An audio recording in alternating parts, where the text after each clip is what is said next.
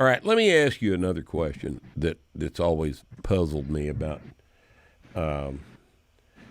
needle biopsy of an encapsulated gland like this. As I understand the anatomy of the prostate, the capsular ligament, essentially around the gland, is very thick and strong. And Not really. It's more like an onion peel, to be honest with you. It is a capsule, but it's layered. it's layered. And it's layered. And not only that, at the bottom of it, which is called the apex, where it comes down as a cone, it interdigitates with the smooth muscle. So a lot of times when you're biopsying the apex, you will bring out smooth muscle at the same time. Right. Now, what you're getting ready to ask me is about what we call needle tracking or needle spreading, probably. Yes, And because now, it as a seems real doctor, obvious to me, and this may not be obvious, but no, it seems obvious to me that if you disrupt an encapsulated tumor, now the tumor is no longer encapsulated, and it seems highly likely that you're going to spread some tumor cells outside the capsule. You know, that's a great question. We know for a fact that happens with lung, liver, other kidney. It particularly happens with breast. That's why they've cut down the number of core biopsies when you do a breast biopsy. Right. It's not really been proven in the prostate. Now, as a former biopsy guy that stuck thousands of needles in every organ you can think of since I've been doing this for 53 years,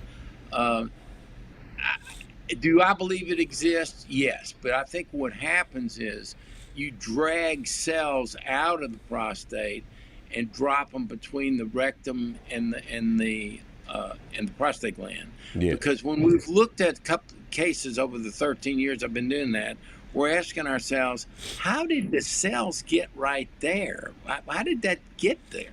Well, it's obvious they fell out of the end of the needle.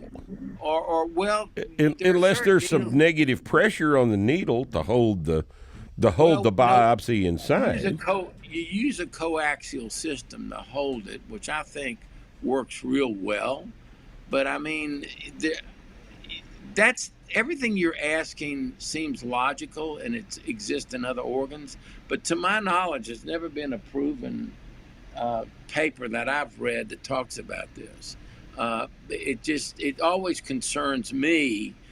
Why would you stick needles in something that's absolutely normal, that may have microscopic disease in it, right, but nobody knows what microscopic disease means? So why are we sticking it? As a matter of fact, the evidence-based medicine says that the largest tumor with the highest Gleason score determines your prognosis. That's been written up 4 different times for back checking. In other words, when you have metastatic disease, what they've been able to prove genetically is that the metastatic disease comes from the queen mother, not all the lieutenants that are sitting in the gland. So you got to find the queen mother. That's the difficult. And MRI is the best way to find a clean mother, not blind biopsies. And usually a good MRI can tell you whether you've got a 6 or 7 or 8, 9 or 10 by interpretation of the MRI. Right.